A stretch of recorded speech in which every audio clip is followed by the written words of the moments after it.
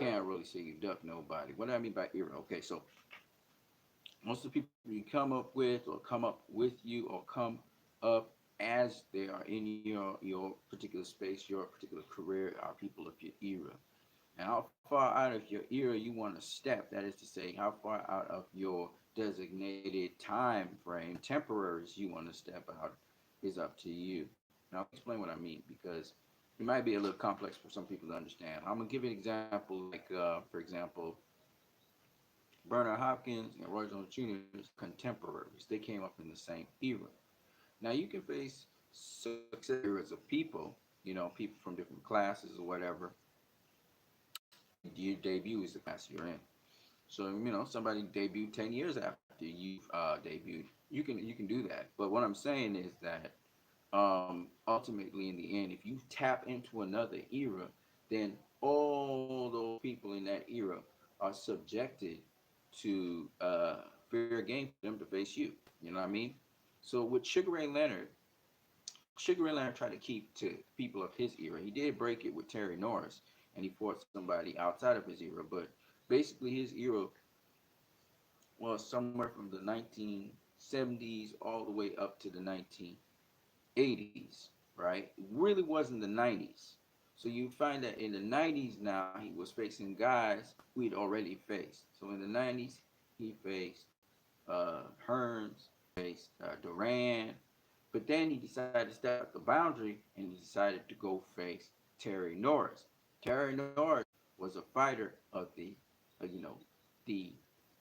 late 80s, early 90s, and he fought all the way up into the 2000s. So Terry Norris now was of a different era. He stepped out. The only thing that was sort of like out of his character was he faced Terry Norris. Even Hector Camacho was kind of like an era within Sugar Ray Leonard's era. You know, because Camacho came up in the 80s. He just never had the opportunity to face, you know, Duran and Leonard. And he got the opportunity and he faced both of them and beat both of them too. So when you look at it, Sugar Ray Leonard basically fought within his era.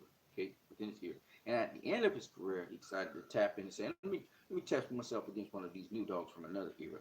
And then he got his ass beat. Now, here are the plus and minuses of that. You look at Manny Pacquiao, for example, who's fighting guys outside of his era, sort of like. Because the Pacquiao era is like sort of in a similar vein with the Mayweather era, right? So a good way of looking at it is, if you look at all the contemporaries of Manny Pacquiao, Juan Manuel Marquez, Floyd Mayweather, Shane Mosley, Oscar De La Hoya, Ricky Hatton, Zav Judah, Marco Antonio Barrera, Eric Morales, all of them are retired. Okay? Pacquiao's the only one still fighting, right? He's the only one that's still active. His era was really the era with those guys, those contemporaries. So we're talking like mid 1990s, okay, all the way up till about the 2010s. Okay, that really is the Pacquiao era. Now, Pacquiao is fighting guys outside of that era. Right now, he fought Adrian Broner. The first guy he fought outside of the era was actually Chris Algieri, okay? Because Brandon Rios and Timothy Bradley were part of the era. Because those guys, I think they started fighting somewhere in 2004, somewhere there about 2004, 2005. Anybody in that still can still be considered people within the era. But when you start getting across the decade, you start crossing that 2005, and you're going 2006, 2007, 2008. You're now in a totally different class section. You're a totally different era because what you're saying is you're gonna fight all the way up into the 2030s. Okay, people from 2010s they're gonna fight till 2030s because a really exceptional fighter can go about 20 years, right, in the sport. So when you look at it, Pacquiao's going into a whole new set of guys. So Chris Algieri's a new set. He's dabbled into that now. He went with Chris Algieri. Then the next guy he fought was Jesse Vargas, Jeff Warren. Okay, all them guys is a totally different era now. Then he went with Adrian Broner. Adrian Broner, again, totally different. We're talking like 2007, 2008. He debuted somewhere about there. And then Keith Thurman, again, 2007, 2008. And that whole batch, that would be Sean Porter, Errol Spence, Terrence Crawford. Well, Terrence Crawford actually Terrence Crawford is more around the the Mikey Garcia era, actually. He's kind of like a contemporary of actually Danny Garcia, and Danny Garcia actually came out 2007, 2008. So Terrence Crawford and all them guys, they later era, right? Mikey Garcia is actually earlier than them, actually. When I think about it, but I think he got beat by Terrence Crawford too. This is contemporary, and Pacquiao was nowhere near these guys, right? So he's dabbled into a whole new era with Keith Thurman, and he's kind of like Roberto Duran. Roberto Duran kind of went into this whole new era of people and started facing them, right? Sugar Ray Leonard didn't do that. Marvin Hagler didn't do that. Wilfredo Benitez didn't do that, right? Now, of course, we know why Pacquiao's doing this. He's doing this because he lost the fight of the century, got knocked out by Marquez. So he has a reason to keep going in boxing to try and really establish himself and show, hey, man, I'm as good as those guys that beat me, right? And which leads to the discussion that a lot of people have been asking, and I actually put it out there. Well, who is who is the greatest person of this era, right? And I told you guys once, I said, it's kind of subjective in a way. It depends on what criteria you're using to say what the greatest is. The greatest is, to me, it's a subjective thing. The best is a totally different thing. You know, Hands down, Floyd Mayweather is the best of the era. But when you look at it, when you put it in perspective, I've come to the conclusion that Floyd's actually greater than Pacquiao, and he'll always be greater than Pacquiao. And the reason that is so is because Manny Pacquiao don't earn nothing near Floyd. He's not as famous as Floyd. Floyd's name is a lot bigger than Pacquiao's name. Even though Pacquiao has a tremendous name and he has a tremendous following in the Philippines, Floyd's name is greater than his. So when you think about it, when you talk about the greatest of the era that Pacquiao came from and the nice fighting in the new era, it's Floyd, hands down. And in the quality of opposition, I think Floyd has great quality of opposition. Just the influence of Floyd, he's bigger influence than Pacquiao, I believe. But of course, it's subjective. It depends on what criteria you're talking about and all those things. So it's a very subjective thing. Of course, Pacquiao wants to be the greatest of all time. Why not? Go for it, brother. That's what you want to do. But I would say try to get some sort of name that is not something that's been used before. Like, for instance, greatest of all time, Ali did that. It's like you're rehashing something. You want to be the greatest of something, but you know, because Pacquiao deserves that. His accolades and his accomplishments. Now, some people say Pacquiao accomplished more than Floyd. I disagree again, mainly because I'm coming from a qualitative perspective, not a quantitative perspective. Of course, Pacquiao has fought longer than Floyd. He's doing some great things right now in a career where everybody else is retired of his era, and he's the only one out there doing things. It kind of reminds me of Duran, and he's doing it better than Duran because he's at the top, and he's beating guys, and he's becoming, multiple champion and all that. And let me put this in perspective, though. He's not fighting in his era. He's fighting in a whole new era now. The era of Pacquiao, the era Pacquiao was in, all those contemporaries are gone. All his contemporaries. That's how you know he's fighting in a totally different era, because all the guys that are familiar to him are gone. Now, Sugar Ray Leonard didn't do that. What he did was he refaced guys that were contemporaries of his era. So he refaced Thomas the Hitman Hearns, and he refaced Duran when he came back. He did fight Donnie Lalonde, and Donnie Lalonde was sort of a contemporary again.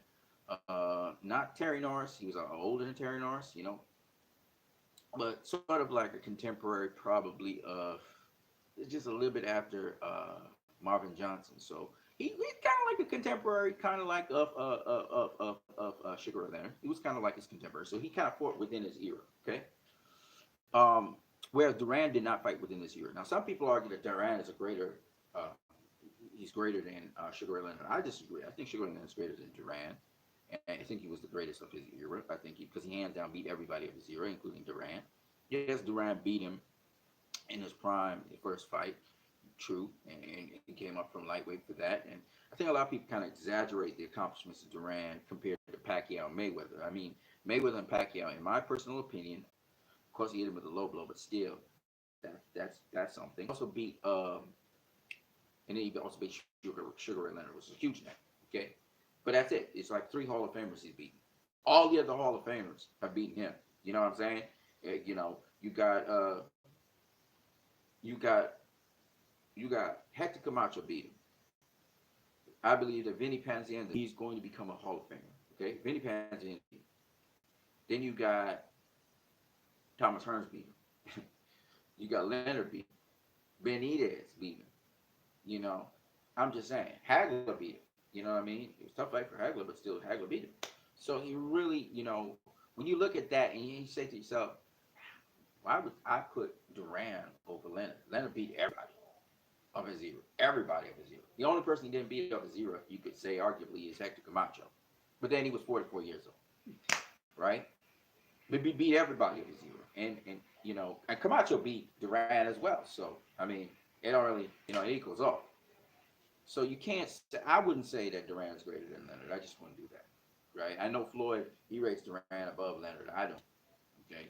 Um, and similarly, if you look at just because a guy fights guys in his era and doesn't go beyond his era, I mean, you do reward people for going beyond their era. Okay.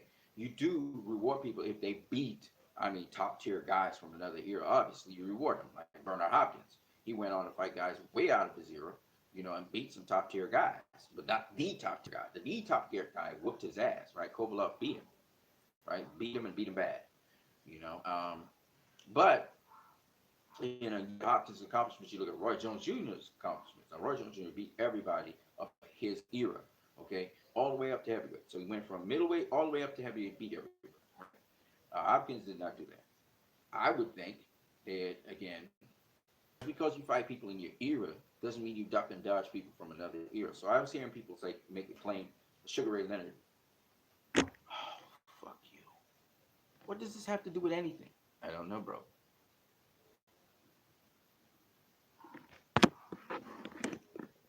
We good? Okay, sorry about the F-bomb, but my phone is acting up. I think I need to put it to dry. Um, Sugar Ray Leonard, they said, duck. Uh, I'm even guilty of this. He ducked Michael Nunn. He ducked Iron Barkley because Duran faced Barkley. He ducked, all those new guys, Solomon Kalimbe, Mike McCallum, Julian Jackson. But when I think about it, those guys were a different era. They were the guys that were going from the 80s into the 90s era. They said he ducked, what's his name? He ducked the guy that Mike McCallum knocked out, right? The guy who was undisputed on Hulligan beat, But when you think about it, Hulligan and all these guys, they're from a totally different era to Leonard. Leonard was not that era.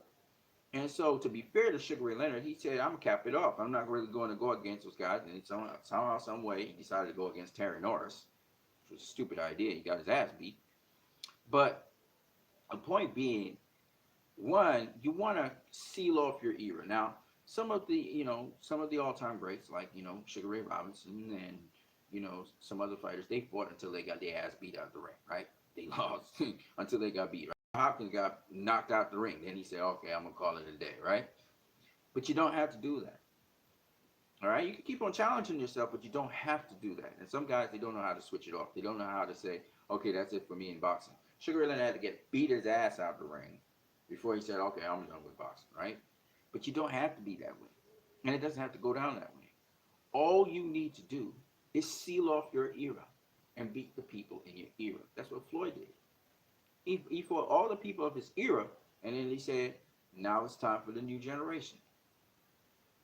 And maybe he could have beaten some of them because they still, they don't have the experience that he had, but he didn't want to do that. One, he said, look, man, I'm not going to put myself in unnecessary damage just to say I'm doing this for the glory to show how good I am. I don't have anything to prove. I beat the best of my era.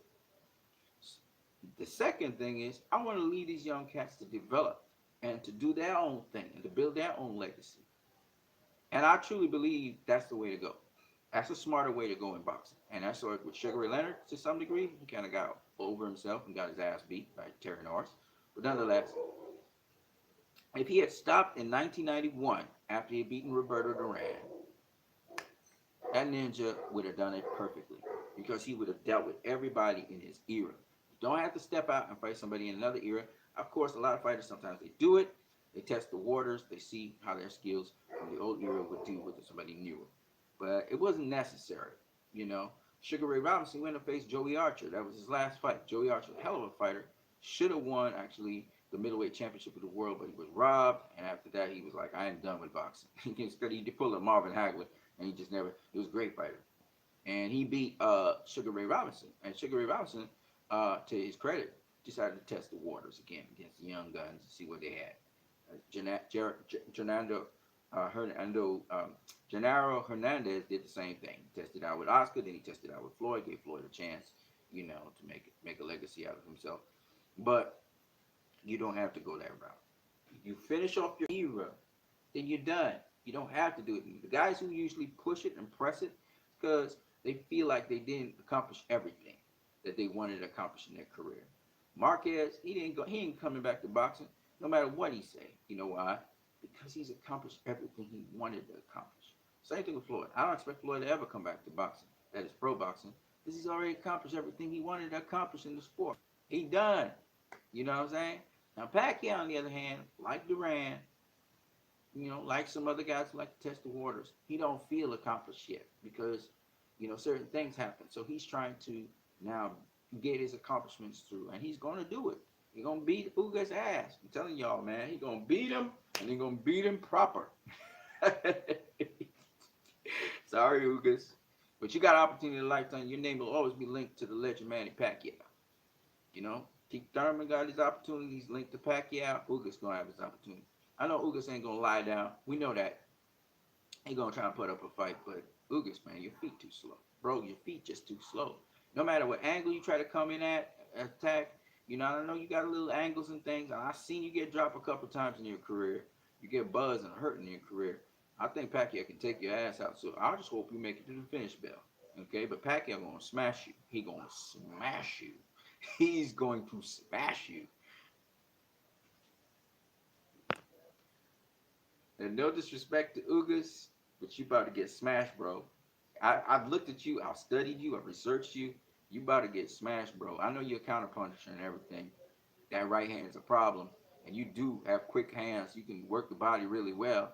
But the problem is you push off from guys, man. You always want that space all the time. You need a dog Pacquiao fighting on the inside. That's what you really need to do. You can do that. You have a chance not to get knocked out. He's still going to beat you, but you're not going to get knocked out. But if you can't dog him on the inside, bro, and you have to push off all the time to get that space, that's his thing. He like that. Mid-range is his thing, bro. Anyways, shout out to Ugas, man. I hear they talking about he have a hand injury or something. Bro, no excuses, man. Just step in the ring, do what you do. I wish you well. Maybe you pull the upset. You never know. Boxing, you got puncher's chance. But Pacquiao gonna beat you. I'm gonna say this for everybody out there. Pacquiao got experience on all these young cats. Got a lot of experience. If you stay composed, Pacquiao. Shout out to Pacquiao, by the way. He a legend. If you stay composed, Pacquiao, and launch your attacks in the right strategic kind of way, you got it. You got everything. You don't even need to go. You don't need to go balls to the wall every single round. That's what I'm trying to explain to Pacquiao. Fight smarter, not harder. You got the speed. You got that quickness and speed to light it up. So you don't have to go at 100 miles an hour. Be strategic and explosive, and you beat these cats because you got that footwork. You got that step on them, that first step. So you can always be first, and you can have them spinning this way and spinning that way, and I would have loved to see Pacquiao versus Era spins, but Pacquiao versus Ugas looks like a good fight. Ugas is a very good fighter, but there's certain styles that's just gonna give him problems. It'll be like fly on the walls. It'll be like Oscar De La Hoya versus Pacquiao. It's gonna be. The only difference is Ugas is not gonna get hurt as much because he's big, he's strong, he's not weight compromised, none of that. But Pacquiao gonna do a number on Ugas. I'm telling y'all right now. I'm telling y'all saying, oh, Ugas gonna be difficult. No, Ugas ain't gonna be difficult. He don't got that. You see, in boxing, it's all about pivoting. All right? But you gotta at least pivot fast enough. I hope Ugas can pivot enough to face Pacquiao and walk his ass down. But I don't think he can. I didn't even see him do it against Sean. And he had a nice point of entry for Sean, but Sean beat that ass. And Pacquiao can punch. So he ain't the strongest guy out there. So if you can get on the inside and rough him up on the inside, yeah, but you're not really an inside dude. You don't really rough up people on the inside. That's not your thing. So yeah, tough luck on that. But if you can learn that pretty quick, you might have a chance. Pacquiao might even have a chance to beat him. But Pacquiao's smart too. He know how to get out of clinches now. And Pacquiao, I just hope for this fight, I know it's only a day away now, you know how to get out of clinch. And I'm going to tell you the secret because I want you to beat Ugas. You dip low. You get low. Always get low. Get under the dude, get low, and then roll and come back with something. That's how you get out of clinch. All right, peoples, man. I'm going to catch y'all later on what you need. Peace. I got another video coming.